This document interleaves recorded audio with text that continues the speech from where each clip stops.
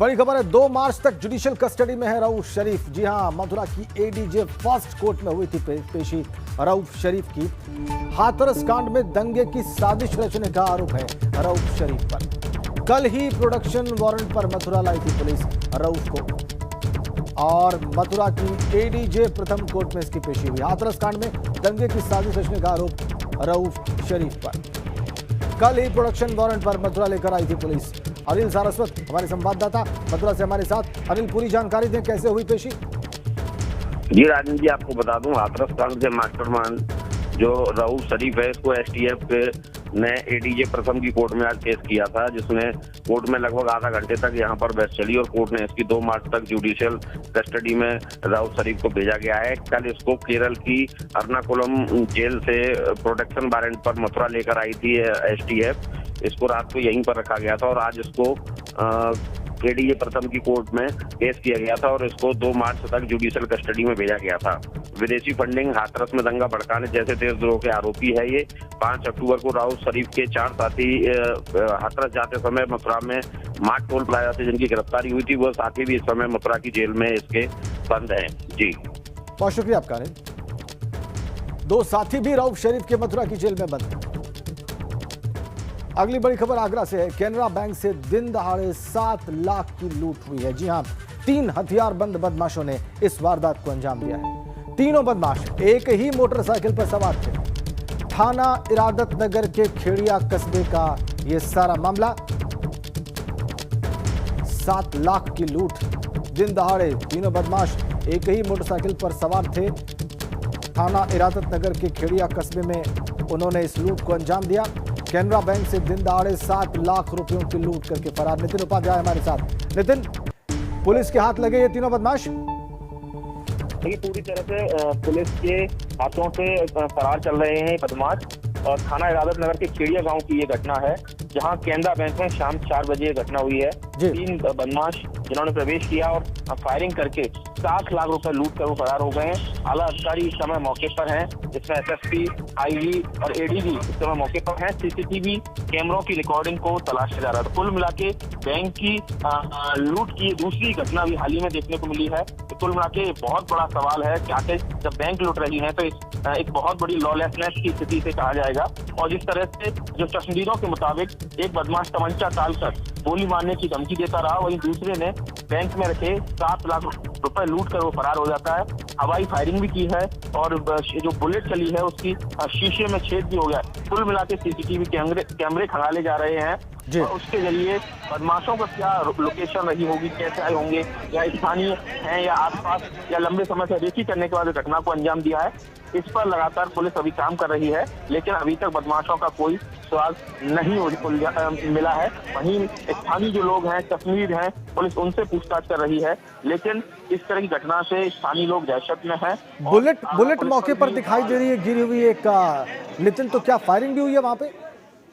जी बिल्कुल, बदमाशों ने ओपन फायरिंग की है और होंडा स्प्लेंडर बाइक से 3 बदमाश बैंक के बाहर पहुंचते हैं। एक बदमाश बाइक पर बैठा रहता है, 2 बदमाश अंदर घुसते हैं और घुसते ही उन्होंने फायरिंग करना शुरू कर देते हैं। जी। एक गोली बैंक के शीशे के गेट पर लगती है, जिससे शीशा जो पूरा ग्लास है वो चकनाचूर। वो देख पा रहे हैं हम नितिन, वो देख पा रहे हैं जहाँ पे शीशे को नुकसान हुआ है, जहाँ पे फायरिंग की गई है, वो जगह हम देख पा रहे हैं बैंक के भीतर, और बुलेट गिरी हुई है, ये भी हम देख पा रहे हैं। नितिन, बहुत शुक्रिया आपका इन जानकारियों के लिए।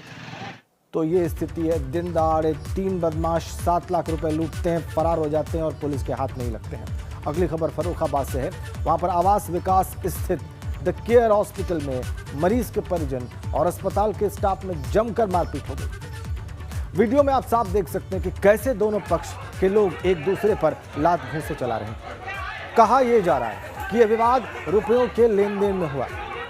हालांकि इस मामले में पुलिस का कहना है कि जांच के बाद ही कोई कार्रवाई की जाएगी। अब मारपीट का यह वीडियो बहुत तेजी से वायरल हुआ। फर्रुखाबाद की तस्वीरें आप देख रहे हैं। मरीज के परिजन और अस्पताल के स्टाफ आपस में भिड़ गए। दोनों पक्षों में जमकर लात घूंसे चले, जैसा कि आप देख पा रहे हैं, और ये वीडियो वायरल हो गया है फर्रुखाबाद का। अस्पताल अखाड़ा बन गया।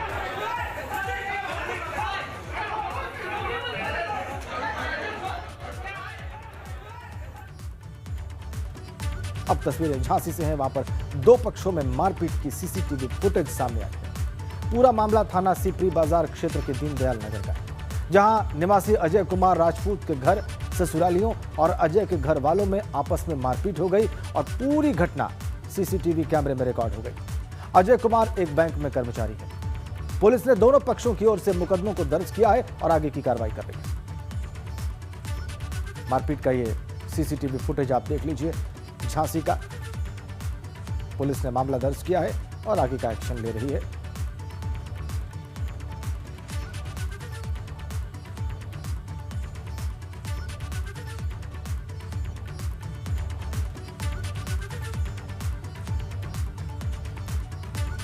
चलिए आगे बढ़ते हैं। खबर सीतापुर से है।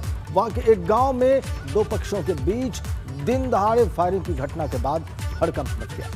फायरिंग का यह वीडियो बहुत तेजी से वायरल है। देखिए रिपोर्ट।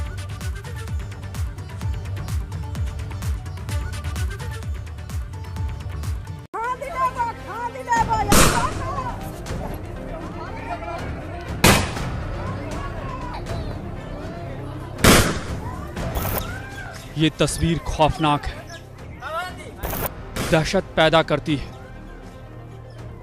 गांव मानो छावनी में तब्दील हो गया है। सवाल ये कि आखिर कोई कैसे दिन दहाड़े इस तरह खुलेआम फायरिंग कर सकता है, लेकिन यहाँ ऐसा ही हो रहा है। ये सीतापुर के पिसावा थाना क्षेत्र का मोहम्मदपुर गांव है। यहाँ दो पक्षों के बीच जमकर मारपीट हुई। पहले लाठी डंडे चले, पत्थरबाजी हुई और फिर फायरिंग।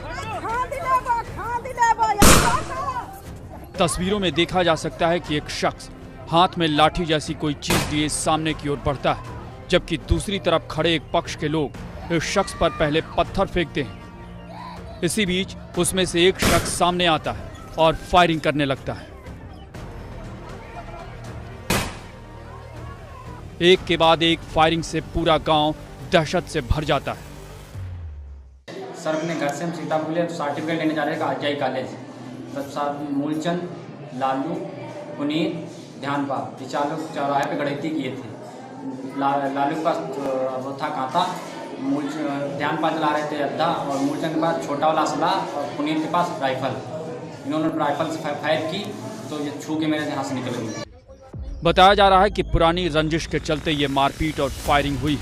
इस घटना को लेकर केस भी दर्ज कराया गया, जिसके बाद दोनों पक्षों में से 4 लोगों को गिरफ्तार किया गया है। थाना पिसावा के गांव मोहम्मदाबाद में दो परिवारों में आज एक ढेलेबाजी पत्थरबाजी हुई थी। उसमें एक पक्ष ने हवाई फायरिंग किया है, जिसमें कोई घायल नहीं हुआ है। दोनों पक्षों में से 4 को गिरफ्तार कर लिया गया, थाने पर लाया गया है। मुकदमा लिख के उनको हम लोग दिल्ली भेज रहे हैं। बहरहाल दिन दहाड़े फायरिंग और मारपीट की इस घटना के बाद गांव में चप्पे चप्पे पर पुलिस की तैनाती है और चारों तरफ सन्नाटा पसरा हुआ है। लेकिन सवाल ये कि आखिर बात बात पर असलहे लहराना और फायरिंग की घटनाएं क्यों नहीं रुक रही हैं। सीतापुर से एबीपी गंगा के लिए पंकज सिंह की रिपोर्ट। बड़ी खबर है, सपा ने सिरसागंज विधायक को पार्टी से निकाल दिया है। एमएलए हरिओम यादव को 6 सालों के लिए पार्टी से निकाल दिया गया है। पार्टी विरोधी गतिविधियों का आरोप है हरिओम यादव पर। बीजेपी से साठगांठ करने का भी आरोप है हरिओम यादव पर। तो समाजवादी पार्टी ने अपने सिरसागंज एमएलए हरिओम यादव को डिसिप्लिनरी एक्शन लेते हुए 6 साल के लिए पार्टी से निकाल दिया है। आरोप पार्टी विरोधी गतिविधियों का, आरोप बीजेपी से कह दिया 5 और सीटें जिले की तो चली गई, आसपास की सीटों पर बहुत असर पड़ेगा और हमने कह दिया यही स्थिति रही तो 20 सीट के लाले समाजवादी पार्टी को 2022 में पड़ जाए। लेकिन वो तो असर है, सबको निराशा होगी, सबको कष्ट होगा और सब पार्टी छोड़ के हमारे साथ खड़े रहेंगे। देखा आपने, हरिओम यादव कह रहे हैं कि आसपास की 20 सीटों, जितनी भी सीटें उस पर फर्क पड़ेगा और 20 सीटों का मिलना भी मुश्किल हो जाएगा समाजवादी पार्टी का अगले चुनाव में, अगर यही आलम रहा तो। इन्हीं श्रीमान को पार्टी ने, समाजवादी पार्टी ने 6 वर्षों के लिए निकाल दिया है। इन पर आरोप है कि ये बीजेपी से साठगांठ कर रहे हैं। इन पर आरोप है कि ये पार्टी विरोधी गतिविधियों में शामिल हैं और इसी आरोप को पुष्ट पाते हुए समाजवादी पार्टी ने इनको 6 वर्षों के लिए निकाल दिया है। हरिओम यादव को निकाल दिया है। अब वो कह रहे हैं कि इससे जो कैडर है वहाँ का वो बहुत दुखी है, वो उनके साथ पार्टी छोड़ देगा और 20 सीटों के लाले भी पड़ सकते हैं। सिरसागंज विधायक हरिओम यादव खुद इस वक्त हमारे साथ फोन लाइन पर है। हरिओम जी, स्वागत है आपका एबीपी गंगा पर। जी धन्यवाद। विधायक जी, ये बताएं कि समाजवादी पार्टी जो कह रही है आपके बारे में कि आप पार्टी विरोधी गतिविधियों में शामिल हैं और बीजेपी से सांठगांठ कर चुके हैं, इस पर आपको क्या कहना है? देखिए, सही मायने में हमने कभी, हमारा ना बीजेपी से कोई वास्ता ना हमारी कोई सांठगांठ है। हमें सिर्फ इसलिए निकाला गया कि रामगोपाल यादव और उनके भांजे, उनका लड़का हमारे जिले को बर्बाद कर रहे थे और अनैतिक अवैध शराब का बड़ा कारोबार चला रहे थे जी। सन 2016 से मैं उनका विरोध कर रहा हूँ, उन्हें अनैतिक कार्यों का। और उत्तर प्रदेश में रामगोपाल का विरोध कोई कर नहीं सकता, किसी की क्षमता हैसियत नहीं थी। क्या रामगोपाल का पार्टी में इतना टेरर था, कोई बोल नहीं सकता। और सत्ता थी तब तो कोई बोल ही नहीं सकता था कि सरकार रामगोपाल ही चला रहे थे। नोएडा, गाजियाबाद बीजेपी किसी का था तो रामगोपाल का ही था। यादव बीजेपी से सांठगांठ नहीं तो यादव सिंह वाले पक्ष में कैसे बच गए? इनका लड़का, इनकी पुत्र बहू तीनों फंसे थे, यादव सिंह जेल काट रहा है, ये कैसे बच गए तीनों? यादव सिंह वाले प्रकरण में गए, इनकी सांठगांठ बीजेपी से। तो ये रामगोपाल का मनगढ़ंत कहना है। बीजेपी से अगर कोई लड़ रहा है इस जनपद में तो हम लड़ रहे हैं, तो हमेशा हम लोग सत्ता से लड़े। दो ही आदमी इस जनपद में जनता के सहयोग से लड़ते थे, चाहे बसपा हो चाहे भाजपा, हम और हमारा एक एमएलए अजीम भाई जी। अब कहीं किसी का पता नहीं रहता था। जी जी जी। तो अब यादव जी, आप ये इस मंच पर साफ कर रहे हैं कि आप भारतीय जनता पार्टी ज्वाइन नहीं करेंगे? देखिए, हम अभी कोई फैसला इसलिए नहीं लेंगे ना कुछ कह सकते हैं। पहले हम अपनी जनता से बात करें, जनता को बुलाएंगे और जनता हमारे जो फैसला करेगी वही हम करें। जनता हमारे लिए सर्वोपरि है, जनता हमारी भगवान है। ठीक है हरिओम यादव जी, बहुत बहुत धन्यवाद आपका हमसे बातचीत करने के लिए। सिरसागंज विधायक हरिओम यादव कह रहे हैं कि उनको नहीं मालूम कि अभी आगे क्या करेंगे, अभी उन्होंने फैसला नहीं लिया, अपने समर्थकों से पूछ के आगे फैसला लेंगे। रामगोपाल यादव और उनके परिवार पर आरोप लगा रहे थे। आगे बढ़ते हैं। अजीत सिंह हत्याकांड का शूटर गिरधारी उर्फ कन्हैया विश्वकर्मा उर्फ डॉक्टर पुलिस एनकाउंटर में मारा गया है। ये सारा मामला आपको इस रिपोर्ट में दिखाते हैं। प्रदेश में अपराधियों की खैर नहीं, पुलिस पर हमला किया तो बचना नामुमकिन। लखनऊ में मारा गया शूटर। अजीत हत्याकांड का मुख्य आरोपी ढेर। एनकाउंटर में मारा गया शूटर गिरधारी। रिमांड खत्म होने से पहले जिंदगी खत्म। ये यूपी पुलिस है, इन दिनों एक्शन के मूड में भी और मोड में भी। अगर इस पर हमला किया तो फिर जान हलक से निकलनी तय समझिए। यहां भी यही हुआ। इस तस्वीर को जरा गौर से देखिए। कभी इसका नाम सुनकर लोगों की जान निकल जाती थी, आज वो खुद बेजान जमीन पर पड़ा हुआ है। ये शूटर गिरधारी है। अरे नहीं, ये शूटर गिरधारी था, क्योंकि अब ये इस दुनिया में नहीं है। गिरधारी अजीत सिंह हत्याकांड का मुख्य सूत्रधार था। यूपी पुलिस इसकी तलाश करती करती थक गई और इसने पुलिस से लुका छिपी का खेल खेलते खेलते दिल्ली में सरेंडर कर दिया। सोचा होगा कि यूपी से बाहर सरेंडर कर दिया है, अब तो जान बच ही जाएगी, शायद बच भी जाती। लेकिन वो भूल गया कि कानपुर वाले विकास दुबे का क्या हश्र हुआ था। दरअसल लखनऊ पुलिस गिरधारी को कोर्ट से 3 दिन की रिमांड पर लेकर अजीत सिंह हत्याकांड के मौकाए वारदात पर लेकर पहुंची थी, क्योंकि शूटर गिरधारी ने अजीत सिंह की हत्या के बाद वारदात में इस्तेमाल पिस्टल को खरगापुर रेलवे क्रॉसिंग के पास झाड़ियों में फेंक दिया था और पुलिस रात करीब 2 बजे पिस्टल बरामद करने के लिए उसे लेकर यहां पहुंची थी। लेकिन जैसे ही गिरधारी गाड़ी से नीचे उतरा, हमलावर हो गया। उसने पहले सब इंस्पेक्टर अख्तर उस्मानी को जख्मी किया और फिर उनकी पिस्टल छीनकर झाड़ियों की तरफ भागते हुए फायरिंग करने लगा। फिर क्या, जवाबी फायरिंग में पुलिस की गोली से गिरधारी पहले जख्मी हुआ और उसे अस्पताल ले जाया गया, जहां उसने दम तोड़ दिया।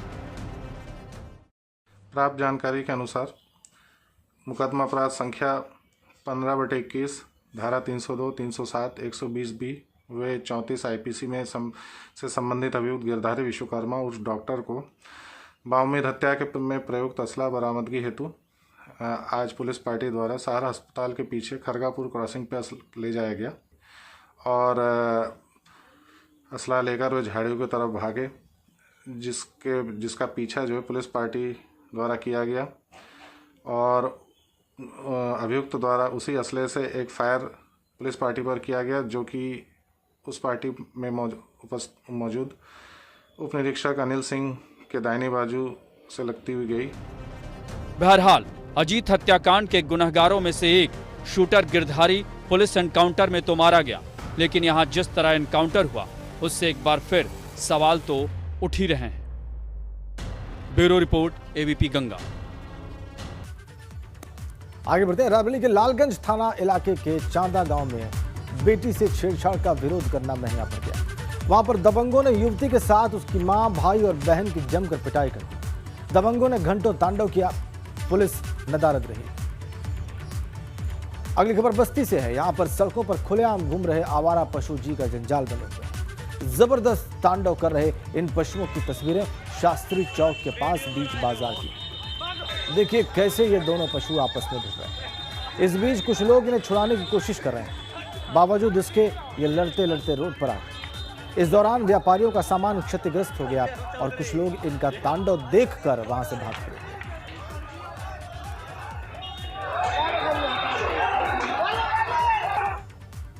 अब खबर गोंडा से है। यहां पर ग्रामीण इलाके में मगरमच्छ घुसने से हड़कंप मच गया। ग्रामीणों ने वन विभाग को सूचना दी और मौके पर पहुंची टीम ने वन विभाग को सौंप दिया। उदौरिया में भू माफियाओं के खिलाफ प्रशासन ने कार्रवाई की। प्लास्टिक सिटी की जमीन पर अवैध रूप से उगाई गई फसल को मुक्त कराया गया। पूरा मामला मुख्यालय के पास का है। वहां पर प्लास्टिक सिटी को सपा सरकार ने बहुआयामी योजना के तहत उद्योग लगाने के लिए उस पर पहल की, लेकिन भूमाफियाओं ने जमीन पर कब्जा करके फसल उगा दी।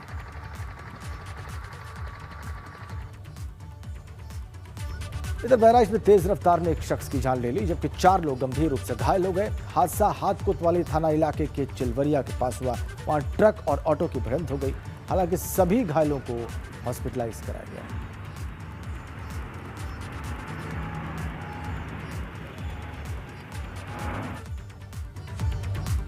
सहारनपुर में नाबालिग से रेप का मामला सामने आया है। मामला कोतवाली बेहट इलाके का है। परिजनों का आरोप है कि सुबह 5 बजे गांव के एक युवक ने दरिंदगी की वारदात को अंजाम दिया।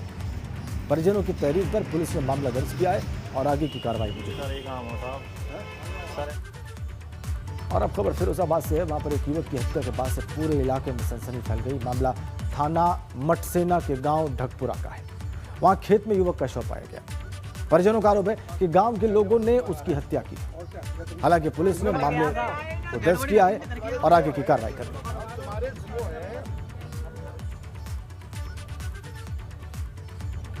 इधर शामली में एक किसान की गोली मारकर हत्या कर दी गई। पूरा मामला आदर्श मंडी थाना इलाके का है। वहां पर एक किसान की उसी के खेत पर गोली मारकर अज्ञात बदमाशों ने हत्या कर दी। हालांकि सूचना मिलने पर पहुंची पुलिस ने शव को पोस्टमार्टम के लिए भेजा है और आगे की कार्रवाई में जुटी हुई है। तपोवन सुरंग में आज भी सर्च ऑपरेशन जारी है। मलबे के भीतर से एक और शव बरामद हुआ है। सुरंग से अब तक 9 डेड बॉडीज मिल चुकी है। मृतकों की संख्या बढ़कर 54 जा पहुंची है। आपदा में 206 लोग लापता बताए जा रहे हैं। अब देखिए सर्च ऑपरेशन कैसे आगे बढ़ रहा है, उसकी तस्वीरें। अब तक 9 शव इस टनल से बरामद हो चुके हैं।